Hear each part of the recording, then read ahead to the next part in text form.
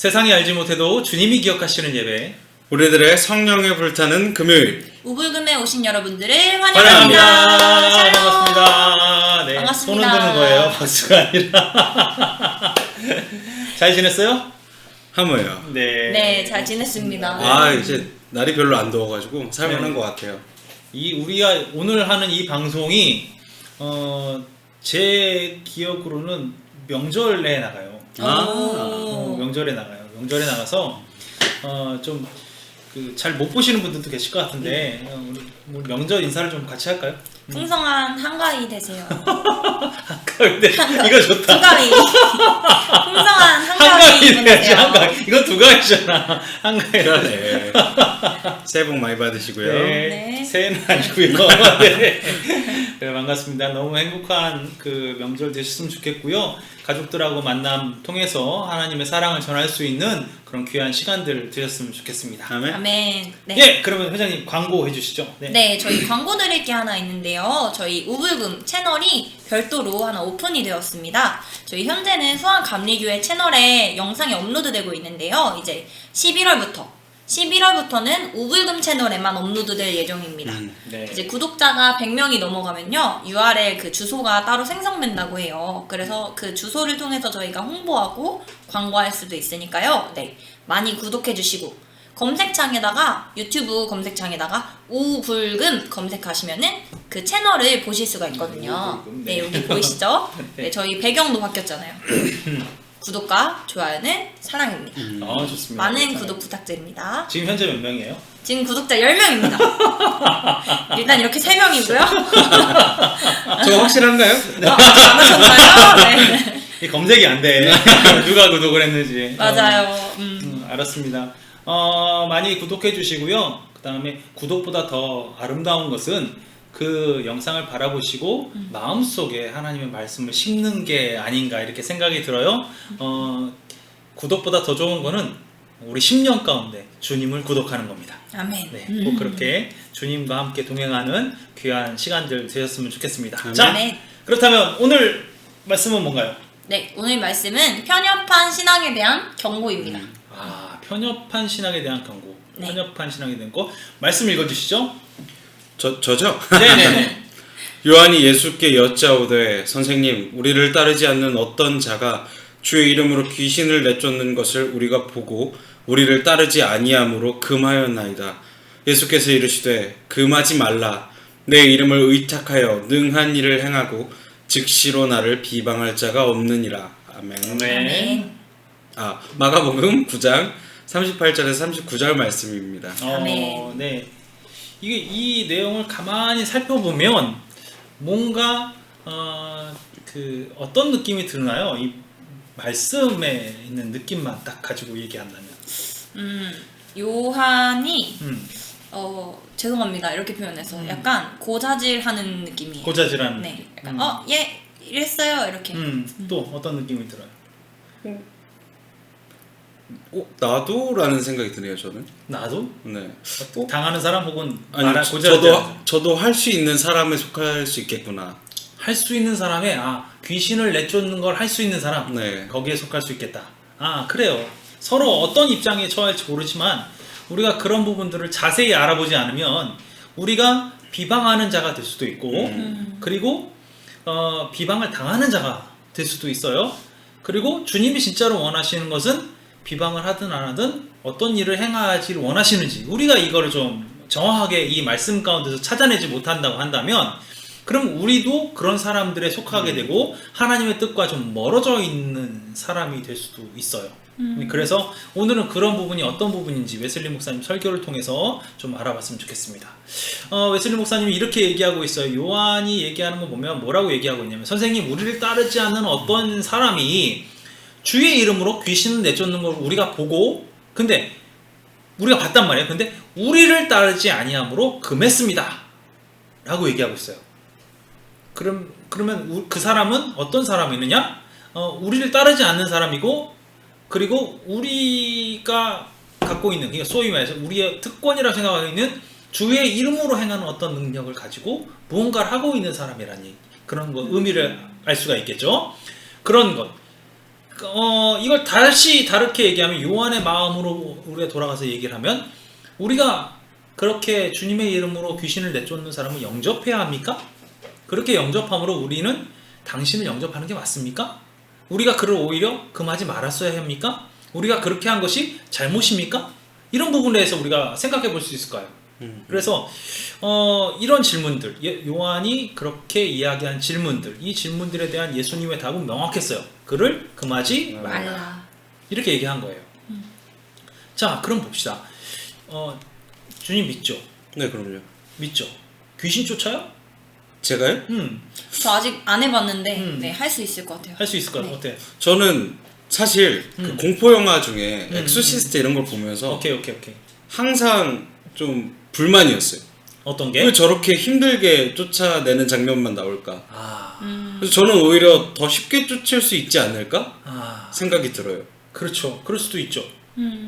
예수님 이름을 명하면 어차피 안 쫓아내질 수밖에, 그러니까 안 쫓아내질 수 없는 상황이니까 오히려 더 쉽게 쫓아내는 게 맞지 않나라는 생각을 항상 했었어요. 보면서. 자, 그러면 귀신 내쫓는 거 봤어요? 못 봤어요, 저는. 어때요? 저도 못 봤어요. 못 봤어요? 네. 그럼 귀신 내쫓는 사람이 지금도 있나? 있죠? 있다고 생각해요? 어떻게 생각해요? 있다고 본 적이 없잖아. 네. 그거 쇼일 수 있잖아. 그럴 수도 있죠. 그렇잖아. 그건 그럴 수도 있죠. 근데 저는 귀신 내쫓는 그러니까 실제로 귀신 들린 사람이 있다고 생각을 해요. 그럴 수밖에 없다고. 대신 저희가 막 통상적으로 생각하는 뭐 죽은 뭐 할머니가 뭐 귀신 씌어서 이런 건 아닌 것 같고 말 그대로 성경에 나오듯이 어떤 그 사탄이 악한 영웅이 이 사람을 지배하는 일은 분명히 있을 수 있다고 생각해요. 그렇죠. 그런 거 있을 수 있어요. 자, 그럼 봅시다. 우리 시선에, 우리 눈에 놀랍게도 귀신 들린 사람들을 많이 보고 있으면 그렇죠. 그렇잖아요. 그렇죠, 귀신 그렇죠. 들린 사람들을 많이 보고 있으면 어떤 사람이 나타나가지고 그 귀신 들린 사람들의 귀신을 내쫓아주는 그런 액션들을 우리가 흔히 볼 수 있고. 흔히 볼 수 있잖아요. 그렇죠? 그런데 사실 따지고 보면 귀신 들린 사람들이 지금 우리 계산으로 보면 아주 극소수라고 판단될 수 있고, 그리고 그 극소수의 사람을 또 그렇게 치유하는 사람, 이런 사람은 더 극소수 일단 맞아요. 얘기잖아요. 그리스도인이라고 불리는 사람 엄청 많은데 교회도 그런 역할들을 하고 있는데 놀랍게도 이런 능력들이 잘 보여지지 않는 것처럼 느껴진다는 거예요. 그렇죠? 아예 사라진 것처럼도 느껴지고. 자, 그러면 이 사건을 가만히 돌아보면 아니 그 당시에는 막 귀신 들린 사람이 널려 있어가지고 어떤 사람이 예수 그리스도의 이름으로 귀신을 딱 내쫓는 걸 요한이 본 거 아니에요. 어찌됐든 요한은 본 거예요. 그러면 나도 요한의 개념은 나도 하나님 예수님으로부터 귀신을 쫓는 능력을 부여받아서 귀신을 쫓고 있는데, 그런데 그런 능력을 부여받지도 않은 어떤 사람이 예수님의 이름으로 귀신을 쫓고 있는 걸 본 거다. 본 거잖아요. 그렇죠? 그럼 이제 그 당시하고 우리하고 얼마나 바뀌었을지 모르겠지만 그 당시는 그냥 돌에 채 있는 귀신 들린 사람이 있었다는 얘기고, 그렇죠? 지금은 그렇지 되게 않은 드물다. 것처럼 보여지는 거죠. 보여지는 거예요. 자, 그렇게 따니까 우리가 어떻게 되냐? 귀신 들린 사람이 많으면 우리가 그 사람들 딱 보고 이 사람 귀신 들렸으니까 내가 귀신을 쫓아내야 돼 라는 부분이 있어서 내가 액션을 취할 수도 있지만 지금 그런 게 아니라 귀신 들린 사람들이 희귀해. 그러니까 믿는 사람들이 귀신을 쫓아낼 능력이 있는지 없는지 물음표가 되는 거예요. 이해가 되세요? 할 기회가 없게 느껴지니까. 그렇지. 내가 능력이 있는지 없는지도 모르는 거지. 모르는 상황이 된 거예요. 이게 심지어는 웨슬리 목사님 뭐라고 그러냐면 우리가 그런 사람들 못 봤어요. 귀신 들린 거 쫓아내는 사람 못 봤어요. 과연 교회 안에 지금 뭐 1200, 1400년 동안에 과연 그런 사람들이 있어요? 이렇게 묻고 있는 거예요. 만약에 그렇다고 한다면 그러면 지금 이 사건은 우리랑은 상관없는 사건이잖아요. 그렇게 볼 수도 있죠. 그렇게 볼 수도 있는 거예요. 그래서 우리와 전혀 상관없는 사건이 되어버리면 이 말씀을 나눌 이유가 없어요. 그렇죠? 이거 나눌 이유가 없는 거예요. 그래서 그 부분을 한 가지씩 짚어가면서 웨슬리 목사님 뭘 얘기하고 있냐면 첫 번째로 오늘날도 우리가 귀신을 쫓아낼 수 있는가? 귀신 들린 사람들이 있는가? 뭐 이런 것들. 또 오늘 되게 중요한 포인트죠. 그 요한으로부터 비방받는 사람들, 우리를 따르지 않고 있는 그 사람들을 어떻게 이해할 것인가? 그렇죠? 또 세 번째로 예수님께서 말씀하신 그를 금하지 말라라는 지시가 뭔가? 이 부분에 대해서 웨슬리 목사님이 얘기하고 있어요. 자, 첫 번째, 어떤 의미에서 오늘날 사람들은 귀신을 쫓아낼 수 있는가? 귀신 들린 사람이 있는가? 이런 부분들을 우리가 생각해 봐야 돼요. 귀신 들린 거 요즘에 많이 얘기하죠. 미친 짓 하는 거. 뭐 이런 것도 귀신 들렸다고 얘기하는 사람들이 있어요. 귀신 들렸을 때 어떤 특별한 행동, 행위? 우리가 뭐 영화를 통해서는 뭐 보이죠. 뭐 눈이 뒤집어지고 막 갑자기 광풍이 불고 뭐 이런 어떤 귀신들이 하는 행동들, 그런 것들을 보면서 아, 쟤는 저런 액션이 있기 때문에 귀신이 들렸다, 이렇게 생각을 한다라는 거예요. 우리가 생각하는 보편적인 생각들이에요. 웨슬리 목사님은 어떤 의미로 귀신 들렸다는 것을 이야기하느냐? 귀신이 들렸다라는 것은 귀신이 어디 있는 거예요? 몸에. 그렇지, 그 몸 안에 있는 거잖아. 네. 그 안에 있는 거잖아. 이게 여기서 분명하게 딱 구분을 해요. 하나님께서는 빛의 자녀들 어디에 거하세요? 안에. 안에. 하나님은 어디에 거하는 거야? 그러면 그리스도인 안에 거하는 거죠. 그러면 귀신은 어둠의 자녀들 안에 거하겠죠. 그렇죠. 하나님이 빛의 자녀들 안에 거하는 것처럼 귀신은 어디에 거하는 거예요? 어둠의 자녀 어둠의 안에. 자녀 안에서 일한다는 거. 이거 확 딱 구분을 져놓고 출발하는 거예요. 그러면 귀신 들렸다는 사람은 어둠의 자녀일 확률이 높다라고 얘기를 하는 거예요. 이해되시죠? 성령님께서 선한 영혼들을 지배하는 것처럼 악령들은 어떤 사람들을 지배해? 악한 영혼들을. 그렇지, 사악한 영혼들을 지배하는 거예요. 악령은 우리가 이제 이런 얘기 들어봤죠. 공중 권세 잡은 자. 그 악령들은 이 공중에 가득 차 있는 영이에요. 그러니까 쉽게 얘기해가지고 하늘의 신이 아니라 이 세상의 어떤 존재라는 거죠. 이 세상의 존재. 그래서 이 악령들은 어디를 지배하느냐? 저 하늘로 올라갈 수가 없어요. 쫓겨났으니까. 어디를 지배할 수밖에 없어? 이 땅을. 그렇지, 세상을 지배할 수밖에 없는 거야. 이 세상을 통치할 수밖에 없는 거야. 그러니까 그의 통치는 어디에서 그 절대적인 영향을 끼치냐면 하늘이 아니라 땅에서 절대적인 영향을 끼치는 거예요. 자, 우리 여기 나왔죠? 우리가 하나님께 속했으며, 그리고 하나님께 속해하지 않은 사람은 세상에 속했다는 것을 압니다. 웨슬리 목사님 이렇게 얘기하고 있어요. 우리가 하나님에 속했다는 거 우리가 알고 있는 거예요. 그런데 하나님께 속하지 않은 사람들은 반대로 확실하게 딱 구분을 져서 어떻게? 세상에 속한 자. 즉 다시 얘기해서 우리는 하늘에 속한 사람이고, 하나님께 속하지 않은 사람들은 다 세상에 속해 있다는 거예요. 그리고 하나님께 속한 사람들은 악에 있는 것이 아니라 악한 자 안에 있는 거예요. 속하지 않은 사람들. 그렇지. 하나님께 속하지 않은 사람들은 악에 있는 게 아니라 악한 자 안에 있는 거예요. 이해가 되세요? 아니요. 다시, 하나님께 속하지 않은 사람들은 악이라는 그룹 안에 이렇게 들어가 있는 게 아니라 네. 하나님께 속하지 않았다라는 것은 악한 자 안에 있는 거라고. 내가 악한 자이기 때문에 하나님께 속하지 않았다는 얘기가 되는 거예요. 네네. 이런 의미가 되는 거예요. 자, 그럼 마귀는 도대체 어떻게 악한 자의 영혼을 끌고 가는가? 우리가 이런 부분들을 알고 있어야 돼요. 마귀는 불쌍한 영혼들을 모르고 있는 부지 중에 덮쳐가지고 그를 포로로 삼아요. 포로로 삼아서 자기 뜻대로 끌고 가, 그냥. 계속. 자기는 부지 중에 사단에게, 마귀한테 섞여 있으니까 어떻게 돼? 모르죠. 알지 못하는 거야. 그리고 그 불쌍한 영혼 안에서 살고 있어요. 그들 속에서 거닐어요. 그들의 마음을 쥐고 그의 왕자를 거기에 설립해. 그럼 마귀가 그 안에 주인으로 자리 잡고 있는 거야. 그리고 심지어 마귀를 전적으로 순종하도록 계속해서 이끌고 가는 거예요. 그리고 이 세상의 어두움이나 사악함을 지배하는 그러한 그 영혼으로 만들어 버리는 거죠. 그 영혼이 계속해서 사악해질 수밖에 없는 거야. 그리고 마귀는 그들 안에서 능력과 강한 힘을 가지고 일을 해요. 마귀의 능력도 놀라워요. 사람의 능력을 뛰어넘을 수 있어요. 그래서 그들로 하여금 누구를 닮게끔 만드느냐? 예수 그리스도가 아니라 자기를 마귀를 사단을 담게. 그렇지 마귀를 담게끔 만드는 거예요. 마귀를 담게끔 만드니까 우리 안에 어떤 형상들이 사라지겠어?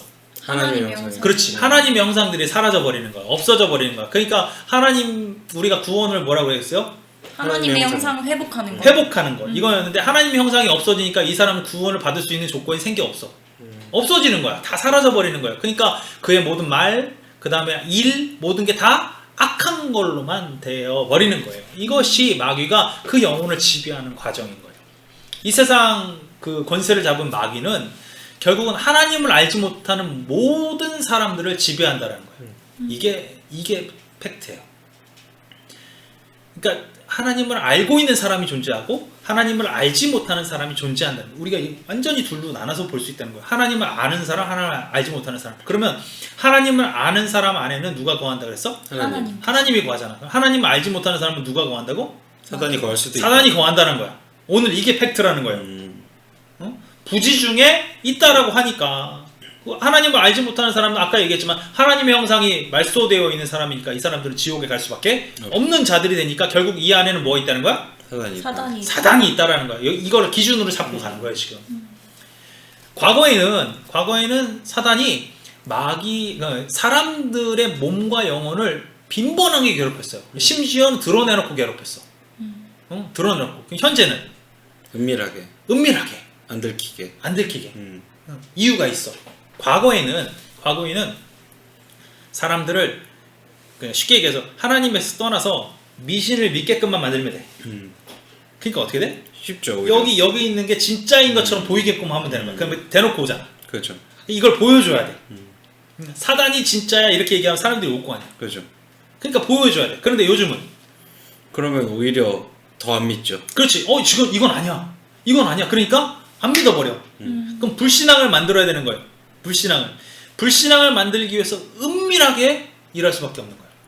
이거 좋은 거야. 이거 좋은 거야. 이거 좋은 거야. 이게 진짜 좋은 거야. 진짜 좋은 거야. 진짜 좋은 거야. 그러다 보면 나락으로 떨어져 버리는. 그렇죠. 그런 일이 벌어지는 게 요즘 이제 사단들의 액션이라는 거죠. 미개한 나라한테는 대놓고 드러내는 거예요. 미신 섬기게 갖고 우상 이게 진짜야 우상. 이렇게 얘기하면 걔는 그걸 따르니까. 그런데 우리에게는 뭘 우상을 만드냐면 우리 자신. 우리 자신을 우상화 시켜버리는 거예요. 그러니까 우리 생각이 하나님의 생각보다 더 높다고 생각하고 하나님 말씀보다 더 지혜롭다고 생각하는 거예요. 말씀이 진짜인데 말씀하고 전혀 상관없이 완전히 다르게 우리 생각이 진짜라고 믿게 만들어버리는 거야. 그럼 어떻게 돼? 그거를 또 어느 순간 자기 생각을 하나님 생각이라고 착각하는 때도 있는 것 같아요. 그렇지. 지금 그 감옥에 들어가 있는 그분도 그럴 수 있겠지. 그럴 수 있죠. 그렇잖아. 까불면 뭐 그렇다며. 아무튼 그럴 생각들 그런 거 있잖아. 내 생각이 하나님 생각을 뛰어넘는다고 생각을 하는 그 순간 우리 자신이 우상이 될 수밖에 없는 거예요. 이게 당연히 우상이 될 수밖에 없는 거예요. 그렇죠? 그 모습이 우리한테 드러나 있는 사단의 모습인 거예요. 우리가 그거를 알아야 된다는 거예요. 그러니까 그 일을 행하려면 마귀는 대놓고 나타날 수 있어? 안 되죠. 아니지. 몰래 나타나야지. 몰래 나타나는 거야. 자기 스스로의 모습으로 나타나지 않는 거예요. 그러니까 전혀 뭐 선지자의 모습으로 혹은 뭐 대단히 잘 믿는 신앙인의 모습으로 드러나요. 그러나 그가 이야기하는 모든 것들이 어떤 모습으로 나타나? 내 생각이 진짜야 라고 얘기하는 모습으로 나타나는 거예요. 그러니까 결국 마귀는 믿는 자든 믿지 않는 자들한테 동일하게 역사를 해요. 동일하게 역사는 그 방법은 완전히 다르지. 완전히 방법이 다른 걸로 나타나서 진짜 마귀가 갖고 있는 절대적인 힘으로 우리를 유혹하는 거예요. 미혹시키는 거예요. 이렇게 계속해서 이교도들이나 믿는 자들이나 어떻게 하면 넘어뜨릴까? 어떻게 하면 쓰러뜨릴까? 이걸 생각하는 거예요. 이교도들은 알지 못하잖아. 그러니까 웨슬리 목사님 이렇게 표현했어요. 이교도들은 사자의 입안에서 잠들어 버린대. 사자의 입안에서 잠들어 버리면 그러면 이 목숨은 어떤 거야? 위태위태해요 이제. 위태 곧 죽을 목숨. 곧 죽을 목숨이지. 이게 다듬고 끝나는 거예요. 다듬고. 근데 여기다 재밌는 얘기예요. 뭔지 아세요? 그를 깨우지 않는데. 그를 왜? 이미 내 밥이잖아. 이미 내 밥이니까 깨우지 않는데. 그리고 그 사자는 당분간 그를 갖고 놀다가 그가 원할 때 그를 삼켜버린다는 거예요. 이게 무서운 말이에요. 그러니까 지금 사자의 입속에 사는 것 같은 사람들이 있다 없다? 있다. 그가 그 안에서 평안을 누린다 안 누린다? 누린다. 누리지. 자고 있으니까 얼마나 평안해. 나름대로는. 그렇지, 나름대로는. 그러나 그는 어떤 사람? 곧 삼켜질 사람. 삼켜질 사람. 그 누구에 의해서? 사자에 의해서. 사자, 즉 사단에 의해서 곧 삼켜질 사람인데 그 시점이 언제야? 자기가 원할 때. 사단이 원할 때. 그러니까 이미 이 사람은 자신이 원하는 대로 살지 못하는 사람이다. 그죠. 진짜 교활하네요. 그런 사람이 된 거예요. 심지어 예배자들도 확실히 붙잡고 있는 거예요. 예배자들. 이교도들은 이미 거기서 잠들어 있으니까 그냥 세상 사람들, 쉽게 얘기해서 세상 사람들은 사자의 입안에 있으니까 건들 이유가 없어. 그런데 예배자들도 붙잡고 있다라는 거야. 예배자들. 그래서 그 정말 이들에게 주는 첫 번째 그 문제를 딱 던지는데, 첫 번째는 두려움. 우리가 그 웨슬리 목사님이 이제 루터에 의해서 종교개혁이 일어나고 그 다음에 벌써 200~300년이 지난 후에요. 근데도 이 얘기가 나오는 거야. 왜냐? 지금도 우리한테 있거든. 예수 믿지 않으면 뭐야? 지옥이다. 이게 엄청난 두려움이지. 그럼 예수 믿지 않는다는 걸 다시 다르게 표현하면 어떻게 돼? 예수 믿으면 지옥 간다. 예수 아니, 믿지 않으면 지옥 간다. 죄 지으면 어떻게 된다는 거야? 지옥에 갈 수밖에 없다. 그럼 너 지금 죄 짓고 있잖아. 아, 그럼 지옥 가야 되네? 어, 이게 엄청난 저거예요. 두려움. 그 하나님에 매달릴 수밖에 없는 그런 두려움인데, 놀랍게도 하나님께 나가는 방법이 아닌 방법을 가르쳐줘. 이해돼요? 죄 짓고 있잖아. 지옥 가야 되잖아. 자, 오늘부터 40일 금식 기도. 시작. 해야죠. 그럼 어떡해요? 할 거잖아. 그렇지? 헌금 내야지. 집 팔아서 헌금 내. 그렇게 한다고. 집 팔아서 헌금해. 야, 얘 기도 안 하잖아. 너 뭐 하냐? 기도 시켜야 될 거 아니야. 가서 욕이라도 한 마디 해줘. 그 안에 사랑이 없는 방법. 그러니까 이게 뭔가 진짜인 것처럼 보이긴 하는데, 그 의미를 갖고 있지는 못하는 거예요. 두려움이 메인이 되고 그 두려움을 해소하기 위한 뭔가 다른 방법들, 세상적이고 내 생각적인 방법들을 찾게끔 만들어 버리는 거야. 그러면 어떻게 되는 거야? 내 생각이 아까 얘기한 것처럼 우선이 돼 버리는 거야. 이그. 그 모양이 될 수밖에 없는 거야. 이그. 진짜.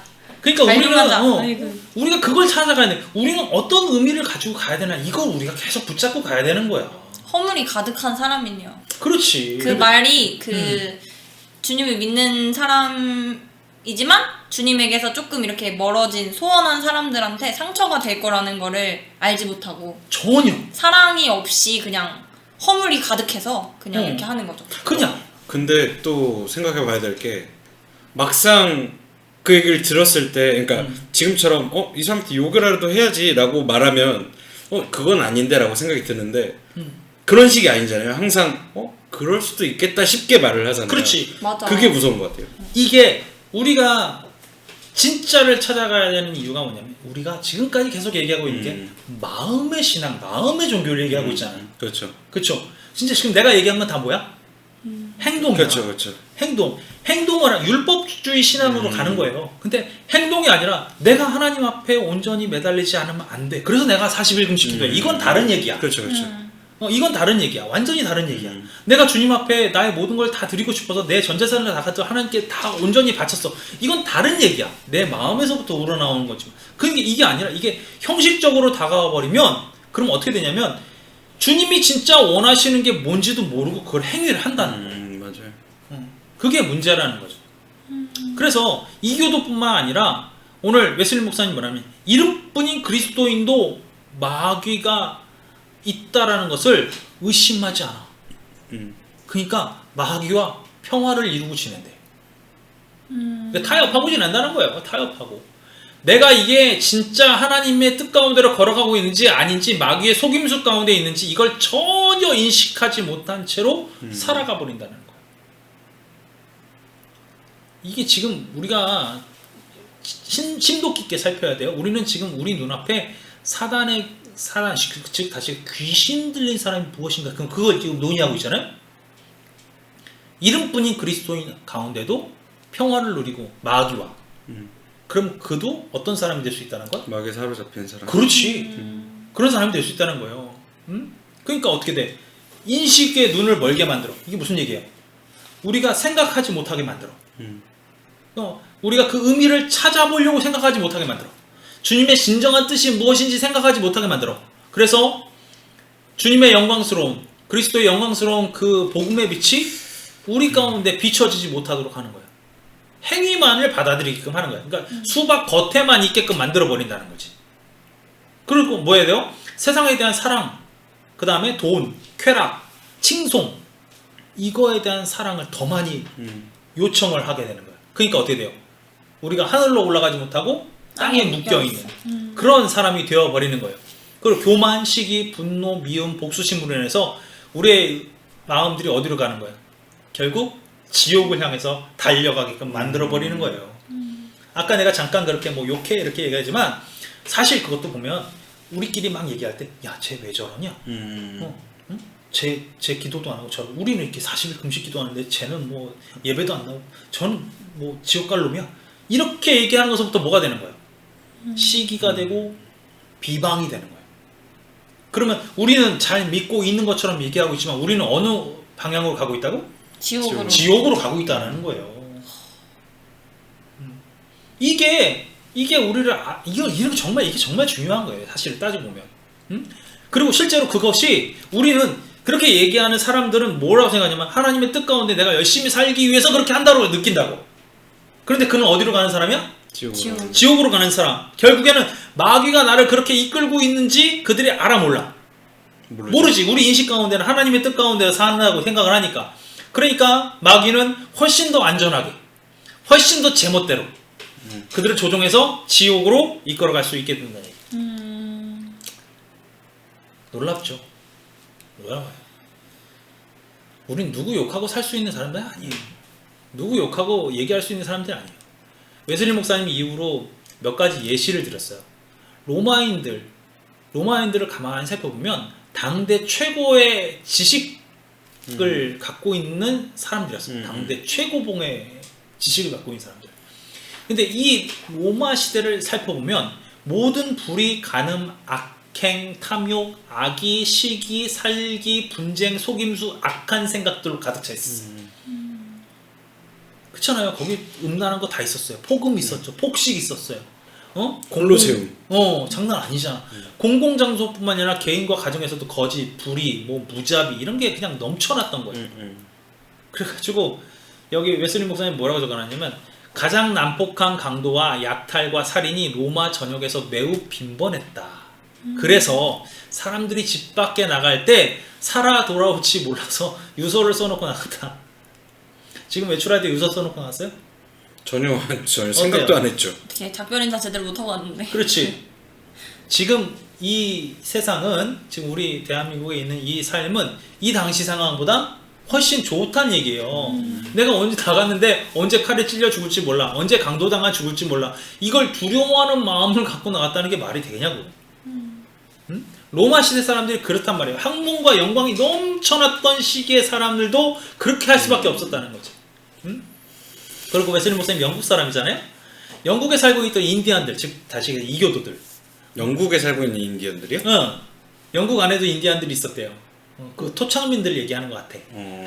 그래서 영국 남부 그 정착지 접견지에 살고 있는 인디안들이 있는데, 이들이 믿고 있는 이 종교들, 자연 종교들, 이 자연 종교들은 이제 뭐 이렇게 그 옛날 그 뭐지?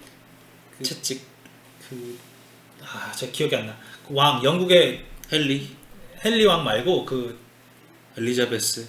이 칼 뽑아 들고 싸웠던 애 있잖아, 누구니? 알렉산더? 아니. 뭐지? 영국의 왕이요?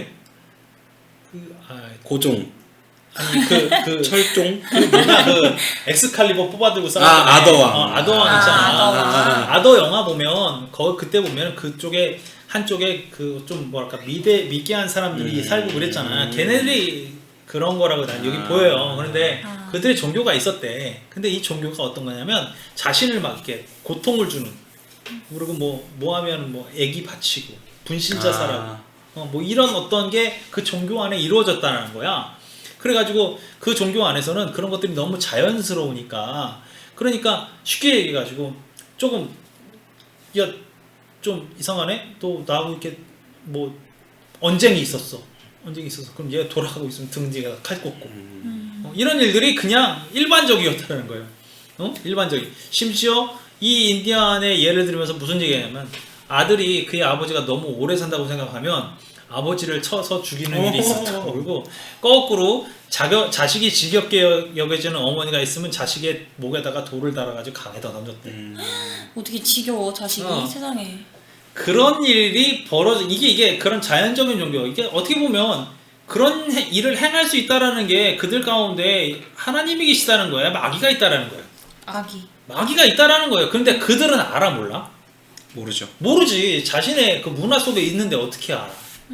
그러면 그리스도인들은 괜찮아? 알 수 있죠. 아니에요. 보세요. 우리 남아프리카 그 수많은 사람들을 살육했던 스페인 사람들 있죠. 거기 이제 땅 정복하러 다니면서 정말 많은 원주민들 다 학살했잖아. 그쵸? 포르투갈 사람들 어땠어요? 똑같이 그렇게 학살하고 다녔다. 그랬잖아요. 남아메리카. 네. 그리고 어때요? 또 그 동인도에서. 동인도 쪽으로 가면 네덜란드 사람들이 그렇죠. 그 식민지 만들려면서 다 그렇게 했잖아요. 옛날에 북아메리카, 다 그렇지. 북아메리카의 프랑스 사람들 또 그렇게 인디안들 다 학살하고 다녔단 말이야. 그렇잖아요. 그 사람들이 다 누구의 이름으로 했어? 예수의 이름으로 했다고. 이게 문제인 거야. 하나님의 이름으로 했다고. 이 사람들이 주장했던 게 뭔지 알아요? 창세기에 나왔던 걸 땅을 정복하라, 다스리라. 이 얘기 가지고 식민지 만들고 다녔단 말이에요. 그랬더니 영국 사람들이 뭐예요? 영국 사람들도 똑같은 일을 하고 있는 거야. 영국이 대영 제국 부르잖아요. 왜? 식민지가 많아서. 뭐가 지지 않는 나라? 해가 지죠. 해가 지지 않는 나라. 식민지가 많다는 얘기는 무슨 얘기야? 그만큼 많이 정복했다. 다른 다 나라를. 죽였다는 거지. 그렇죠. 토착민들 다 죽여나가다는 거야. 자, 간단하게 보세요. 그 불순종의 자녀들 가운데 역사하는 그 사단이 어디한테도 있었다는 거야? 그리스도인들한테 있었다는 거예요. 이걸 뒤집어 놓으면 악한 영을 갖고 있는 그리스도인이 되어버려. 무서운 말이에요, 이거. 그쵸? 이처럼 마귀의 역사는 어떻게 해요? 도처에서 다 일어나고 있다는 거예요. 우리 주위에도 없어요? 있죠. 우리가 지금 우리가 볼 때 우리가 마귀, 그러니까 귀신은 들린 사람을 고친다 뭐 이런 부분을 생각을 할 때 우린 뭘 생각했냐면 처음에 영화에 나왔던 뭘 생각한 거야? 미친 사람, 뭔가 이렇게 그런 행동을 취하는 사람 이건 봤는데 지금 보니까 어때요? 그렇게 멀지 않은 것 같아요. 나일 수도 있겠다. 다 그런 사람들 안에 들어가 있는 거예요. 정말 이 땅 도처에 거짓 맹세하는 사람들, 술주정뱅이들, 뚜쟁이들, 가늠하는 사람들, 도적들, 강도들, 남색자들, 살인자들, 이런 사람들 가운데 뭐가 있겠어요? 그리스도? 마귀. 아니지, 마귀가 있다는 얘기지. 그러니까 세상 권세 잡은 통치자, 즉 마귀가 이 불순종의 자녀들 가운데서 얼마나 지금 만세를 부르고 있겠냐, 승리를 만끽하고 있겠냐. 그렇잖아요. 마귀는 위선자들과 밀고자들과 거짓말쟁이들, 비방자들, 압박자들, 착취자들, 위증자들, 그리고 그의 친구의 명예와 양심과 조국까지도 팔아먹는 자들, 아주 효율적으로 그 안에서 역사하고 있다는 거예요. 이런 사람들이 웨슬리 목사님은 뭐라고 얘기하냐? 하나님에 속하지 못하고 마귀에 속한 자들, 즉 다시 얘기해서 귀신 들린 자들이다, 이렇게 얘기하고 있어요. 이러니까 좀 확 다가왔죠. 생각을 해보세요. 가만히 한번 생각해보세요. 지금 이렇게 따지면 예수님 시대보다 더 많은 사람들이 마귀의 미혹 가운데 속해져 있어요.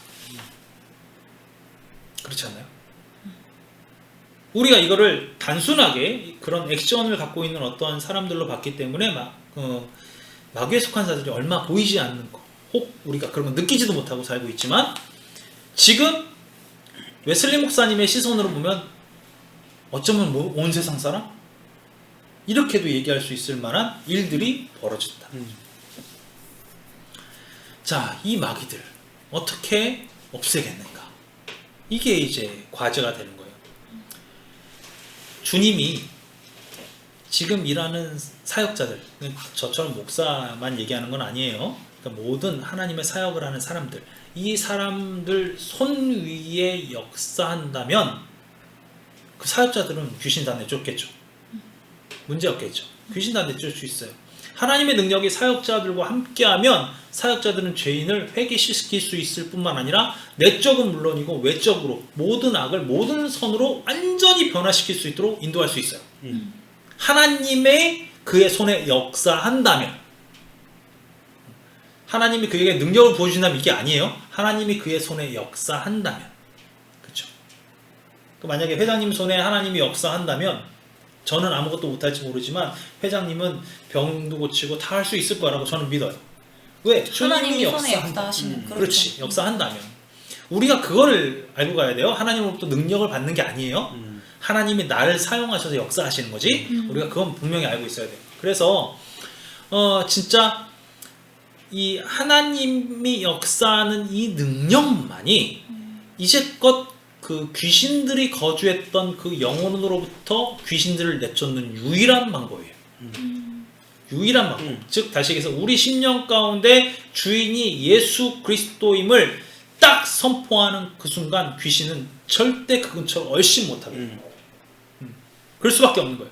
그러니까 이제 죄인의 의식이 어떻게 돼? 귀신이 나갔으니까 이제 돌아오겠지.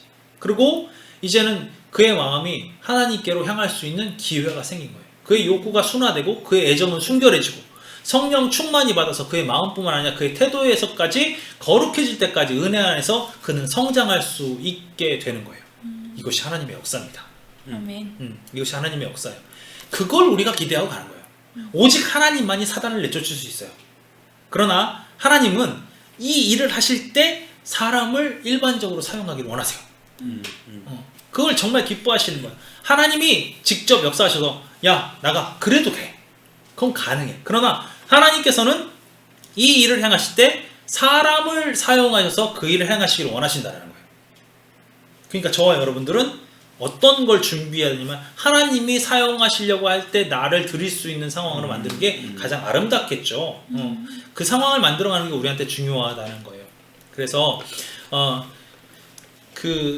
우리가 분명히 알아야 돼요.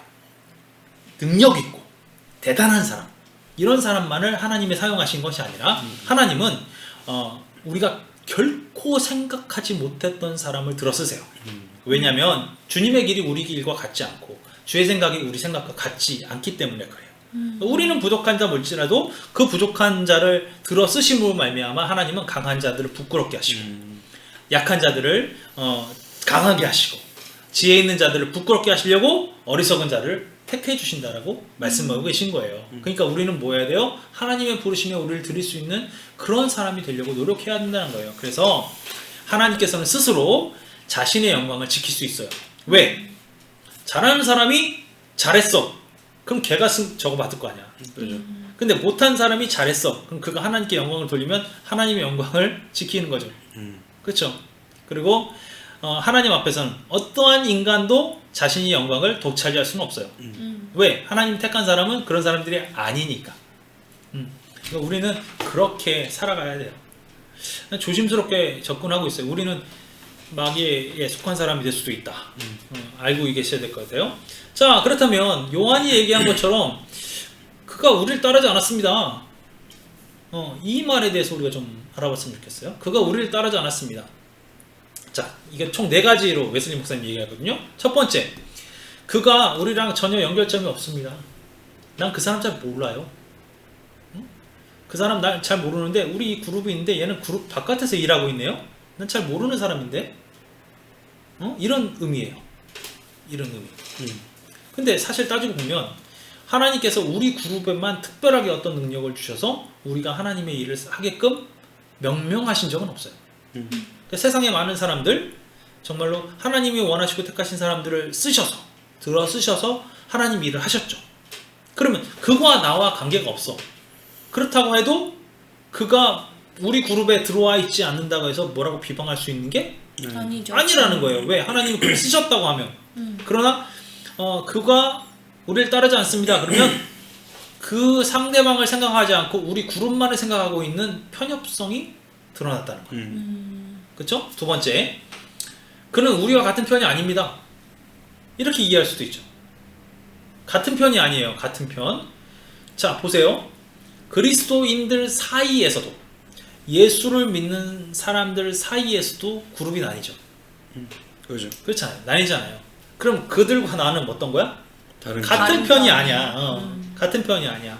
그러니까 우리는 어때요? 정말 사소한 문제 가지고도 심지어 장로교 같은 경우 교파들이 엄청나게 많이 분파되어 있는데 그게 다 사소한 어떤 분쟁들 때문에 갈라진 거잖아요. 그러면 결국 그들이 우리를 따르지 않는다라고 있는 것은 결국은 어떤 거냐면 그 사람들은 나를 공격하려고 하는 사람들입니다. 이렇게 얘기할 수 있어. 그리스도인이라 할지라도 생각이 다르니까. 그렇죠? 자, 세 번째 의미로 볼까요? 세 번째 의미. 종교적 의견에 있어 우리가 다릅니다. 이건 이제 분파에 관한 얘기랑 조금 다를 수도 있는데 교회 안에서조차 또 이름뿐인 그리스도인이 아니라 진정한 그리스도인조차 그들의 지도자인 사도들 사이에서도 다른 견해들이 나오기 시작해요. 정말 예수를 잘 믿고 있는 사람들이라고 얘기하는 사람들조차 어떤 거 하는 거예요? 의견이 다른 게 나오는 거예요. 심지어 어떻게 보면 정말 하나님께서 세우신 놀라운 그런 굳건한 기둥과 같은 지도자들도 이 세상에 사는 동안에는 종교 의식상의 율법. 지금 무슨 얘기예요 그러면? 그러니까 율법적인 것과 마음의 종교와 갭이 있는 부분에 대해서 얘기를 하면 다른 견해를 나타낸다는 거예요. 그죠. 지금 우리가 웨슬리 목사님에 관한 이야기를 하고 있는데 불구하고 사람들은 우리 예수님의 사람 프로그램 할 때도 많이 느끼잖아요. 그렇게 많이 이야기를 해도 그 안에서 깨지지 못하는 어떤 부분이 존재하는 거예요. 그럼 그 의견이 다른 의견으로 나올 수 있는 거예요. 정말 잘 믿고 있고 진짜 최고의 신앙을 갖고 있는 사람이라고 생각하는 사람도 어떤 율법적인 부분을 버리지 못하는 부분들이 생긴다는 거예요. 결국에 그런 사람들이 우리랑 생각이 다르고 종교적 견해가 다르다. 이런 사람이 될 수도 있죠. 그래서 누군가 귀신을 내쫓았어. 그런 사람이 막 귀신을 내쫓았어. 그런데 그 사람은 우리랑 어떤 사람이야? 다른 전에 사람. 그 사람은 다른 사람. 율법적인 걸 추구하고 우리 마음의 종교를 추구하는 사람이야. 근데 그 사람은 우리를 따르지 않아. 그 우리 견해를 따르지 않는 사람이니까 결국에는 그 사람은 우리를 따르지 않는 사람입니다. 이렇게 얘기할 수도 있다는 거예요. 그래서 도덕법의 본질적인 사용과 하나님의 변하지 않는 섭리, 그다음 하나님께서 주시는 은혜와 넉넉함의 효력, 하나님의 자녀에 대한 인내심과 같은 일에서조차 우리와 다른 생각을 가진 사람이 존재할 수 있다는 거예요. 그럴 수 있죠. 그런 사람은 결국엔 아까 얘기한 요한이 생각 우리를 따르지 않는 사람입니다. 이런 사람의 범주에 들어갈 수 있다는 거죠. 자, 네 번째 의견이 그의 의견뿐만 아니라 실천하는 방법에 있어도 우리하고 다를 수 있습니다. 그럴 수 있어요. 어떻게 보면 2번, 3번, 4번이 조금씩 다르긴 해도 그런 다른 의미가 있을 수 있어요. 예를 들어서 이런 거예요. 우리는 예배할 때 어떤 예배 처소 가면 어떤 게 있냐면 우리는 이렇게 하잖아요. 찬양하고 사도신경하고 기도하고 설교하고 헌금하고 그 다음에 축도하고 이게 이제 예배 플랜이잖아요. 네. 어느 예배 처소 가는데 찬양하고 주기도문하고 설교하고 찬양하고 그리고 끝나요. 뭔가 좀 이상하지. 흐름으로 봐서 어색하죠. 조금 다른 점이 있네요. 그 다른 점이 있잖아. 이거를 본질적으로 이해 못하는 사람들이 있어요.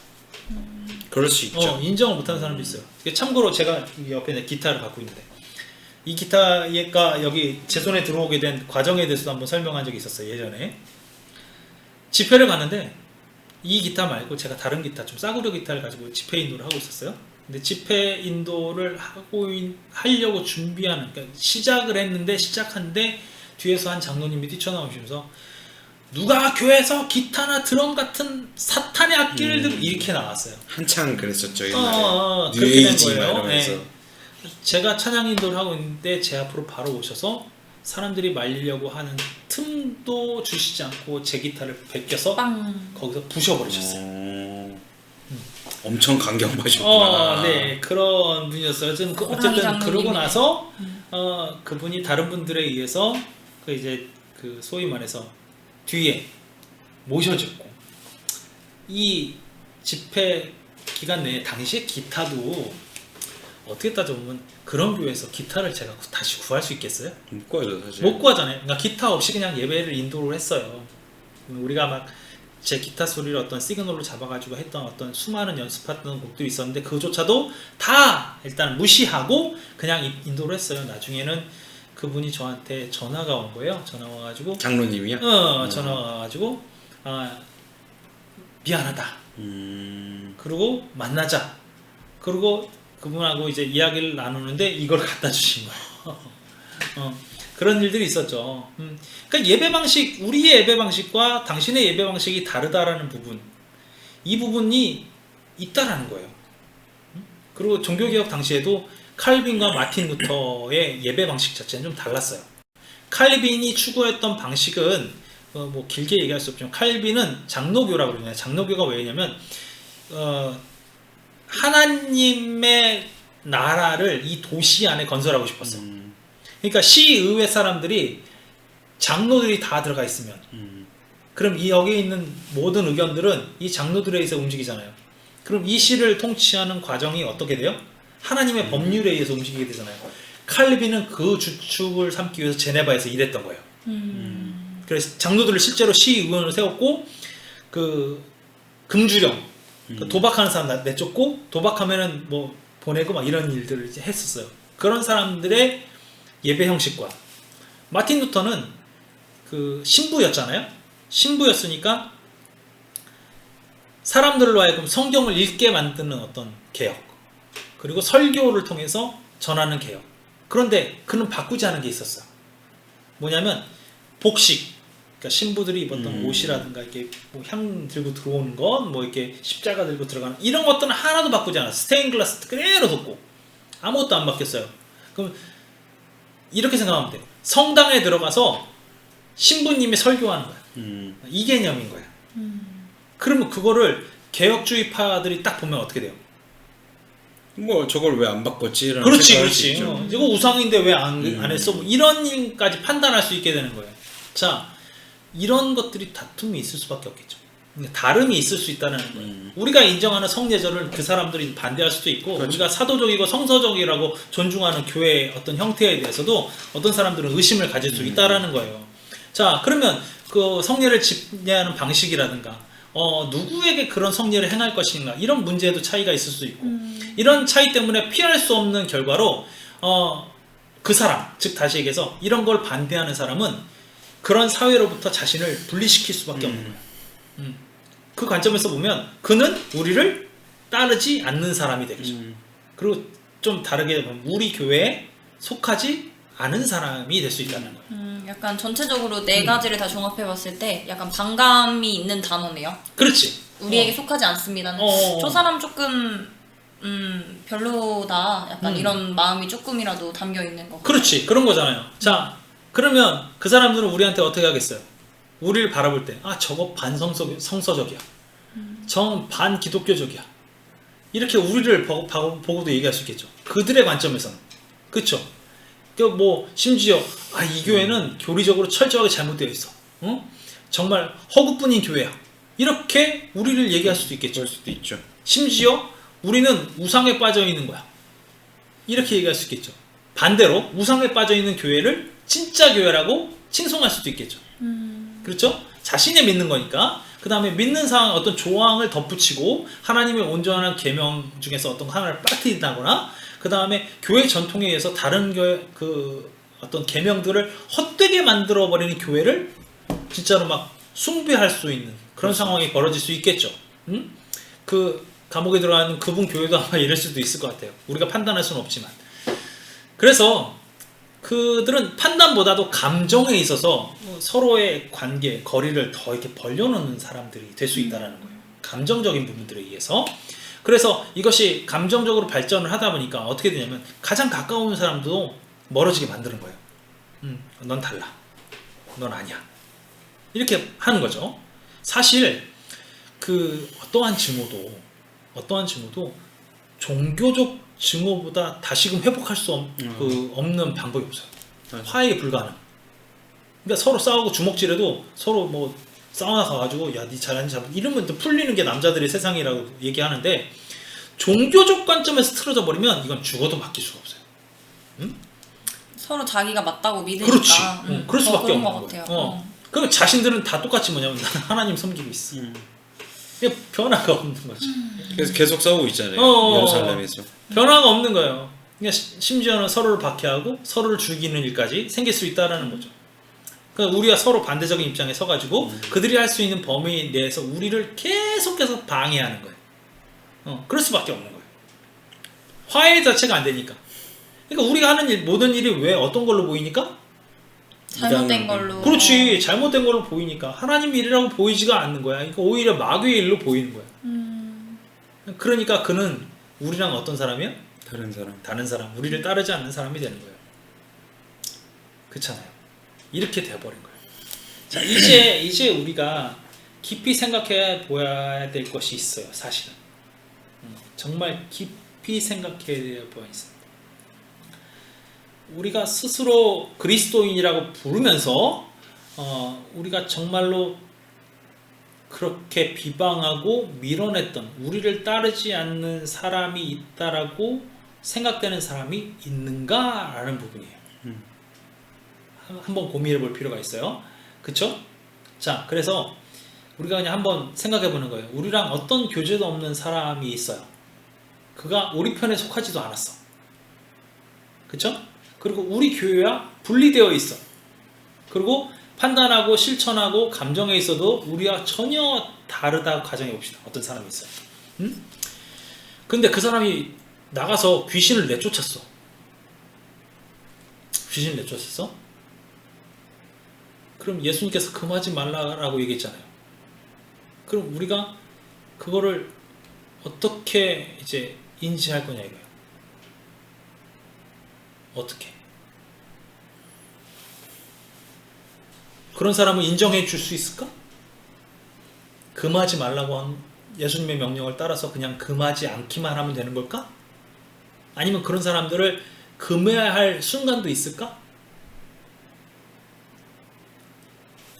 되게 어려운 것 같아요. 그치? 제가 지금 대입을 해봤거든요. 음. 만약 그 정강훈 그 목사님이 실제로 그렇게 얘기를 해서 사람들이 모여서 기도를 하고 코로나 시국에도 불구하고 모여서 기도를 하고 예배를 강행했는데 그 안에서 치유가 일어나고 그 안에서 뭐 기적이 일어나서 믿는 사람들이 더 많아지고 그러면 그거를 지지해야 될까라는 생각을 했거든요. 자, 쉽지 않은 것 같아요. 이 부분이 우리가 깊이 생각해 봐야 될까요? 그럼 그 치유가 뭐지? 그러니까요. 그러니까 우리가 이걸 생각해 봐야 돼요. 우리가 금하지 말라고 하는 부분이 명백한 근거가 있으면 그럼 금하지 말라고 하는 게 맞을 거야.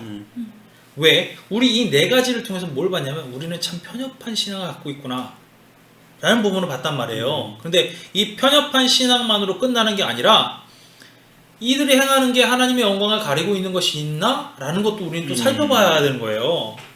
그러니까 쉽게 얘기하죠. 우리와 다르다라는 부분으로 끝나는 게 아니라 과연 그들은 귀신을 내쫓는 게 정확하게 귀신을 내쫓는 게 맞는가? 이 부분도 생각해 봐야 된다는 거예요. 그렇기 때문에 금하지 말라는 일을 행할 것인가 말 것인가도 우리가 스스로 생각해 볼 필요가 있다는 거죠. 자, 그래서 귀신을 쫓아냈다라는 게 무슨 아까 얘기한 거 우리가 어떤 행위 있잖아요. 그것이 나간 부분을 귀신을 내쫓는 거로 인정해야 할 것이냐 이거예요. 그건 아니잖아. 우리가 지금까지 봤던 걸로 봐서는 그게 아니었잖아. 그렇죠. 그러면 과연 귀신이 내쫓아졌다 이 부분을 뭘로 얘기할 수 있느냐? 충분하고 합리적인 증거가 뭐가 있냐? 이거는 그가 스스로 자신이 죄인임을 인정하는가. 첫 번째. 두 번째, 이제 죄인이 아니라면 지금까지 짓고 있던 이 모든 죄를 끊어버리고 그리스도인으로서 삶을 살아내고 있는가? 이해되죠? 그러니까 죄인이었다고 인정하고 죄를 끊어내고 그리스도인으로 사는 것. 세 번째, 그가 이제 어떤 말씀을 듣고 말씀으로 인하여서 이런 변화가 생겨졌는가? 이런 부분이요. 그렇죠? 이 세 가지가 명백해. 그러면 이 사람은 이제 말씀을 통하여 계속해서 변화되고 그리스도인의 삶을 살고 있고 그 다음 죄를 모두 끊어버리고 이런 삶을 살고 있어. 이런 사람은 이제 마귀에 속한 사람이에요? 하나님께 속한 사람이에요? 하나님께 속한 사람. 그렇지. 그럼 이 사람은 그 귀신 들린 사람이에요? 하나님의 빛의 자녀예요? 빛의 자녀. 빛의 자녀가 된 거야. 이게 명백한 증거라는 거예요. 그러니까 우리가 아까 맨 처음에 전제를 둔 게 뭐냐면 어둠은 그러니까 마귀는 어둠의 자녀 안에 역사하고 하나님은 빛의 자녀 안에 역사한다. 그래서 빛의 자녀 안에 역사하는 사람이 그리스도인이고 어둠의 자녀 안에 역사하는 사람이 귀신 들린 자다. 이런 거 전제로 얘기했잖아요. 그렇죠? 그래서 계속해서 그 전제를 갖고 왔잖아요. 자, 그러니까 오늘 귀신 들린 자가 하나님의 백성이 되면 귀신을 쫓아낸 거예요. 그렇죠. 그렇죠? 마귀에 속했던 사람이 하나님에 속한 사람이 되면 귀신 쫓아낸 거예요. 개념이 이렇게 이제 그렇죠. 정해지는 거예요. 자, 제가 궁금한 게 있는데 네. 일단 세 가지잖아요. 자기의 죄를 시인하고 이제 그 죄를 벗어내고 그리스도인으로 살고 그게 말씀으로 비롯된 거다. 그렇죠. 그게 명백하고 자명하면 이 사람을 금하지 말라 이렇게 그렇죠, 되는 거잖아요. 그렇죠. 근데 그 명백하고 자명한 걸 저희가 어떻게 알 수 있죠? 그거를 우리가 외적인 표현만으로 갖고 있는 건 불가능할 거예요. 그러니까요. 외적인 것으로만은 불가능해요. 이 합리적인 증거는 누가 갖고 있는 거예요? 하나님께서만 하시죠. 그 사람과 하나님만 아는 거예요. 그렇죠. 그 사람과 하나님만 아는 거예요. 이 부분이 명백한데, 자, 우리가 일단은 그런 부분이 명백하다고 하면 우리는 이제 하나님의 명령, 예수님의 명령대로 그거를 금하면 안 되죠. 안 되죠. 안 돼요. 금하면 안 돼요. 자, 그 행하는 사람이 평신도라 할지라도 금하면 안 되죠. 안 돼요. 합리적인 증거가 있다면 금하면 안 돼요. 그 증거는 근데 그 자신과 하나님밖에 모르시는 거잖아요. 그렇죠. 그러면 저희가 금하지 않으려면 그 증거를 봐야 되는데 그게 저희는 모르는 거잖아요. 여기서 이제 그리스도인의 삶을 살아내고 있는가, 죄에서 벗어났는가, 이 부분은 우리한테 대입시켜 보세요. 죄에서 벗어났어요? 벗어났죠. 근데 계속 짓고 있죠. 그러니까 벗어난 건 아닌 것 같아요. 자, 이건 우리한테도 속해 있는 거예요. 그렇죠. 왜? 이름뿐인 그리스도인이라는 얘기도 결국에는 마귀에 속한 자일 수 있다고 얘기했잖아요. 네. 우리가 그거에서 벗어나려고 노력하는 모습을 갖고 있어야 되는데 우리는 어떤 신앙을 갖고 있느냐? 우리는 완벽한 신앙, 즉 우리와 다른 그들의 있는 신앙, 편협한 신앙을 갖고 있다는 거예요. 그렇죠. 지금 오늘 이게 키워드예요. 진짜 키워드는 우리 스스로가 어떻다는 거예요? 편협하다. 편협하다는 거예요. 우리 스스로도 따지고 보면 귀신에 들려 있음에도 불구하고 그렇죠. 우리가 그리스도인이라고 우리를 명령하고 살고 있다고 한다면 이거는 잘못된 거라고 우리가 이걸 보고 우리가 판단하고 있어야 된다는 거예요. 알고 있어야 되는 거예요. 우리는 과연 귀신에서 벗어난 하나님의 빛의 자녀들도 살고 있는가? 우리는 과연 죄에서 벗어나고 참된 그리스도인으로 살고 있는가? 말씀 가운데 우리가 살고 있는가? 이게 우리가 정말로 행해야 될 그 실천 과제라는 사항이 여기 명백하게 드러나는 거예요. 맞아. 그걸 하지 않고 우리가 금한다 안 금한다 이거 자체가 편협한 신앙일 수 있어요. 맞아. 그렇잖아요. 그렇죠? 그래서 우리 편과 남의 편을 가른다는 거. 우리와 심지어 어떤 종교적인 의식에 대해서 너무 강하게 집착하는 것. 이거 다 어떤 거예요? 편협한 신앙인이라는 거예요.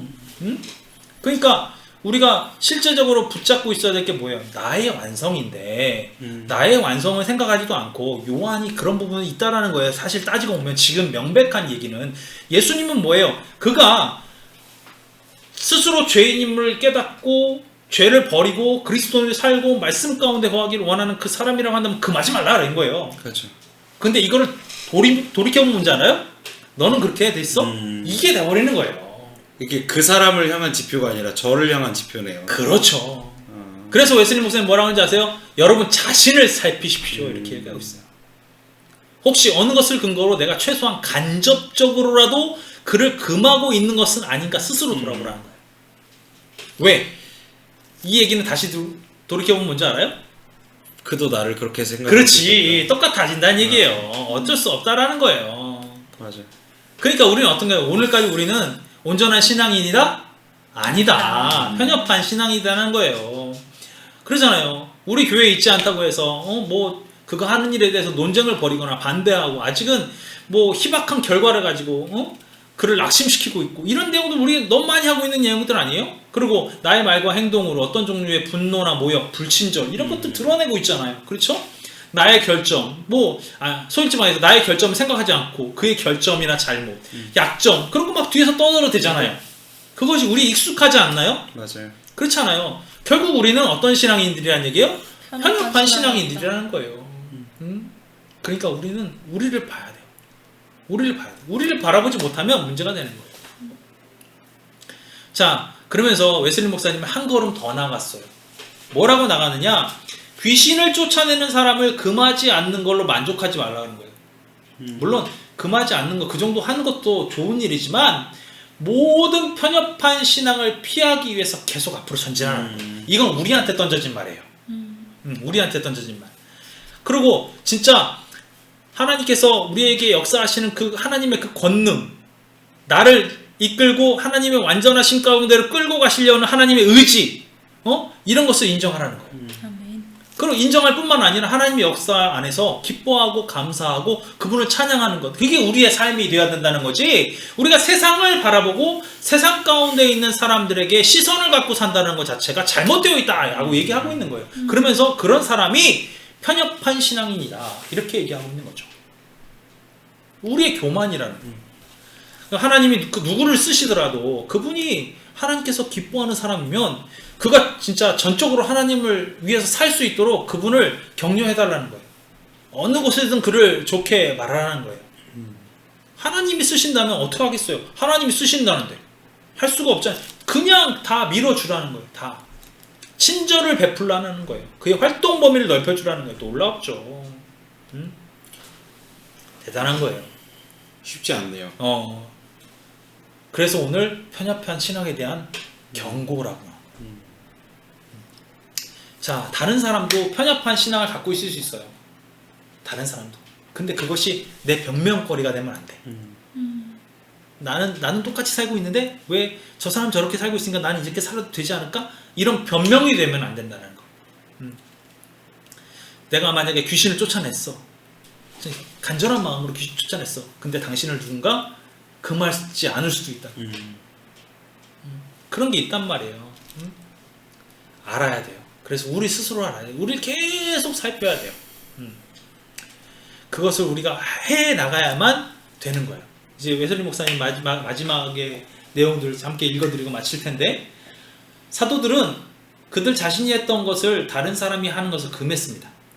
그러나 보복으로 응하지 않도록 조심하십시오. 악으로 갚는 것은 여러분의 할 일이 아닙니다.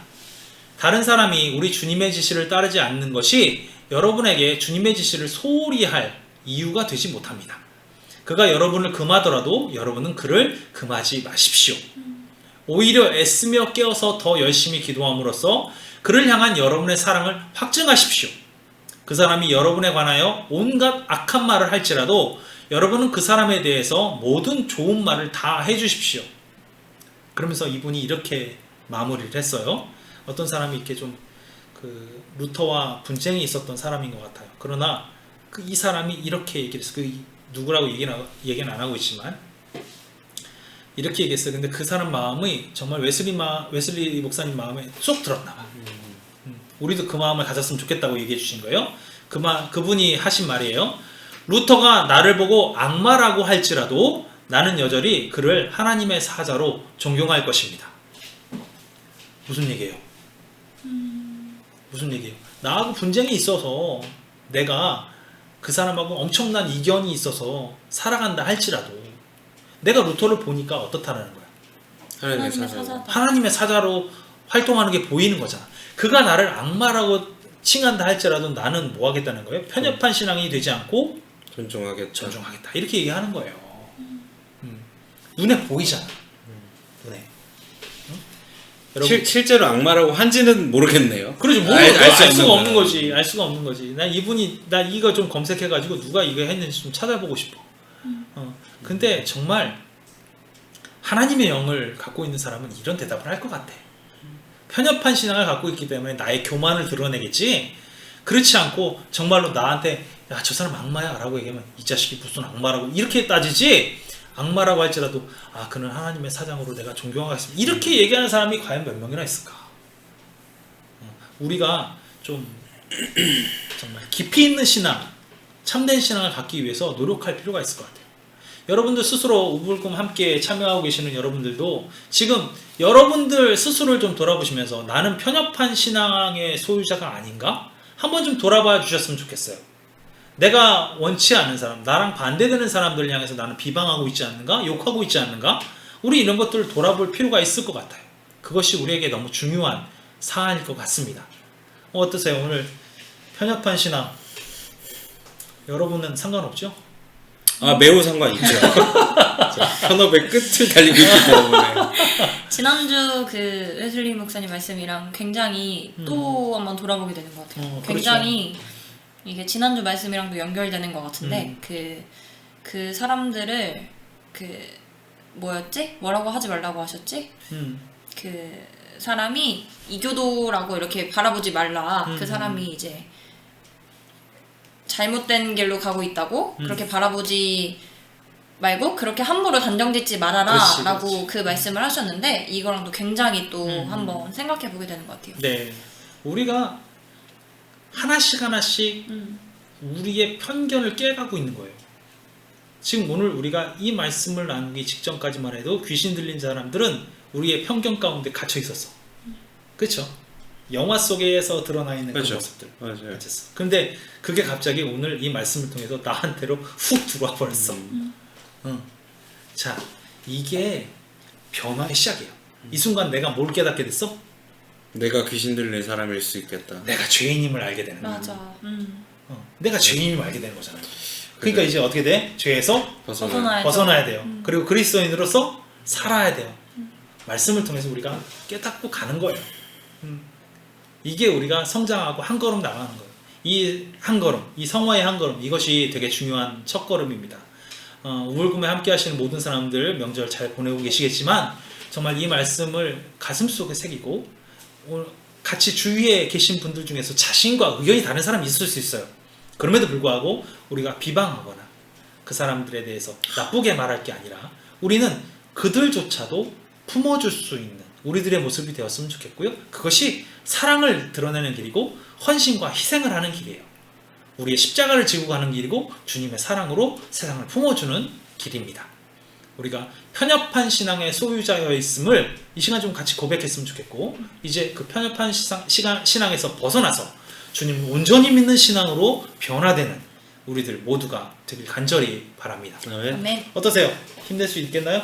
잘 살 수 있겠어요? 네, 이 말씀을 들으면서 이제 그 권면을 할 때도 이제 사랑으로 사랑의 마음이 먼저 이 안에 있는가 나의 짜증과 나의 답답함이 아니라 이것이 정말 그를 향한 하나님의 애통함으로 권면하고 있는가를 다시 한번 한 10번은 다시 생각하고 말해야겠다. 네, 그런 다짐이 또 하게 되네요. 그래요. 그래, 그것이 우리한테 중요한 거예요. 어떠셨어요? 그래서 또 명절이지 않습니까?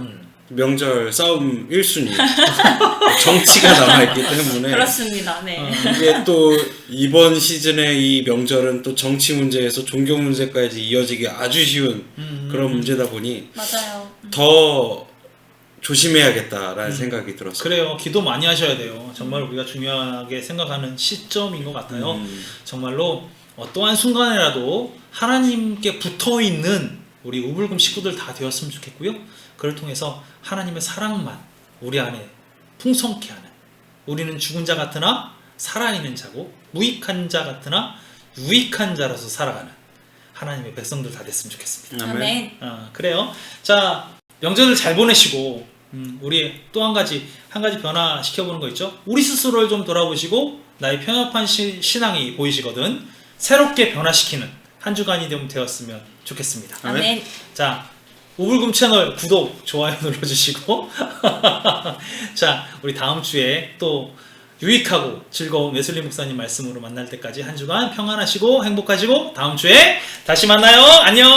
다음 주에 만나요. 안녕.